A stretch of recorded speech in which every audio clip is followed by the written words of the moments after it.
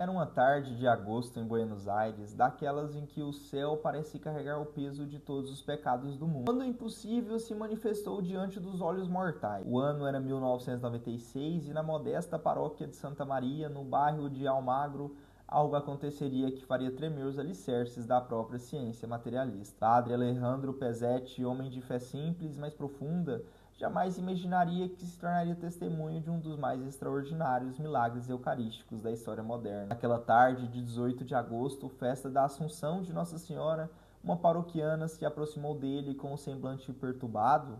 Padre, disse ela com voz trêmula, encontrei uma hóstia consagrada, profanada, abandonada, junto ao castiçal no fundo da igreja. O coração do sacerdote se contraiu. Que dor mais profunda pode haver para um padre do que ver o corpo de Cristo tratado com desprezo? Seguindo os preceitos canônicos, colocou a hóstia sagrada em um copo com água para que se dissolvesse naturalmente. Era o procedimento padrão, respeitoso, quase maternal. Mas Deus, em sua infinita sabedoria, tinha outros planos. 8 dias depois, quando o padre Pesetti abriu o sacrário, seus olhos se depararam com algo que desafia toda a lógica humana. A hóstia não havia se dissolvido. Pelo contrário, havia se transformado em algo que fazia o sangue gelar nas veias. Um fragmento de carne viva, pulsante, ensanguentada, como se tivesse sido arrancada de um coração humano, ainda em funcionamento.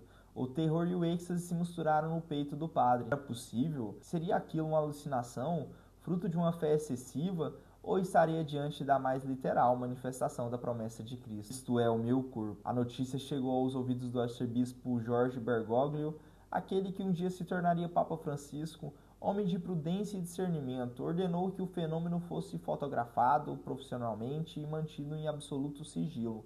Não era hora de sensacionalismo. Se Deus estava falando, ele falaria através da verdade, não através do espetáculo. 3 anos se passaram, 3 longos anos em que aquele fragmento de carne permaneceu intacto, desafiando todas as leis da decomposição. Era como se o tempo tivesse parado diante daquela relíquia viva. Foi então que o arcebispo Bergoglio tomou uma decisão que mudaria para sempre a compreensão científica dos milagres eucarísticos.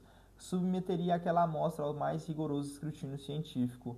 Entra em cena o Dr. Ricardo Castanol Gomes, psicólogo clínico boliviano especializado em bioquímica cerebral. Ateu convicto, cético por natureza, homem da ciência pura, Castanol era exatamente o tipo de investigador que os céticos exigiriam. Alguém sem interesse religioso, sem fé a defender, apenas a verdade científica a descobrir. Em 5 de outubro de 99, na presença de testemunhas, Castanol coletou a amostra daquele tecido misterioso. Sem revelar sua origem, enviou para os laboratórios nos Estados Unidos. A metodologia era impecável. Análise dupla, cega, múltiplos laboratórios independentes, os mais renomados cientistas da área. O primeiro resultado chegou como um raio. Sangue humano, tipo AB positivo, mas isso era apenas o começo de uma jornada que levaria Castanol das trevas do ateísmo para a luz cegante da fé. Dr. Frederico Zugib, cardiologista e patologista forense da Universidade de Colômbia, recebeu a amostra sem saber de onde vinha. Zugib era uma autoridade mundial, autor de dezenas de livros sobre patologia forense. Quando examinou aquele fragmento, suas descobertas foram tão perturbadoras que o deixaram literalmente sem palavras. É um fragmento do músculo cardíaco da parede do ventrículo esquerdo, próximo às válvulas, declarou Zugib.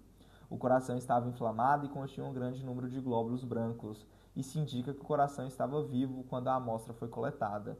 Vivo! A palavra ecoou como um trovão nos corredores da ciência. Glóbulos brancos vivos, células que morrem em questão de minutos fora de um organismo vivo, permaneciam ativos após anos de conservação em água comum.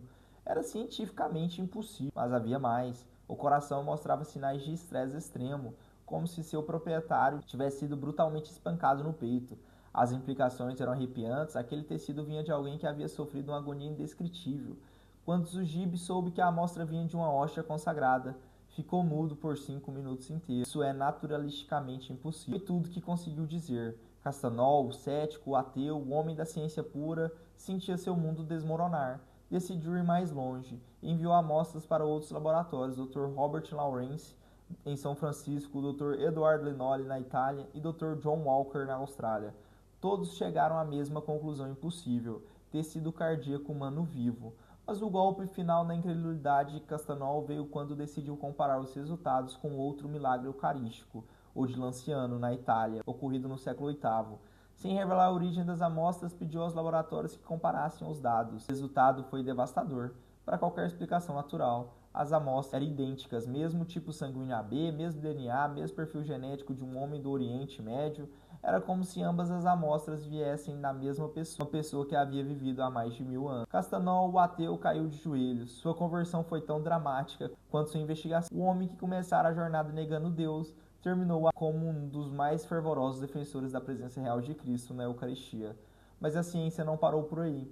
Descobriu-se que os resultados coincidiam perfeitamente com as análises do Santo Sudário de Turim e do Sudário de Orvieto, 3 relíquias, 3 épocas diferentes, um único DNA, o de Jesus Cristo. O milagre de Buenos Aires não é apenas uma curiosidade científica, é um grito de Deus atravessando os séculos, uma prova tangível de que Cristo permanece vivo e presente na Eucaristia. É o coração sagrado de Jesus pulsando ainda hoje, oferecendo-se continuamente pela salvação da humanidade. Naquela modesta paróquia de Buenos Aires, sob os olhos do futuro Papa Francisco, Deus escolheu manifestar-se de forma mais literal possível, não através de visões ou êxtases místicos, mas através da ciência mais rigorosa, da análise mais cética, da investigação mais imparcial. O milagre continua. Aquele fragmento de coração ainda pulsa, ainda vive, ainda desafia toda explicação natural. É o próprio Cristo dizendo ao mundo moderno com a voz da ciência: isto é verdadeiramente o meu corpo, isto é verdadeiramente o meu sangue. E nós, diante de tamanha evidência que faremos, continuaremos céticos como Castanol antes da conversão, ou nos renderemos à verdade que pulsa diante dos nossos olhos, que Cristo está vivo, presente, real na Eucaristia. O coração de Jesus bate ainda hoje em Buenos Aires, bate por você, bate por mim, bate pela salvação do mundo inteiro.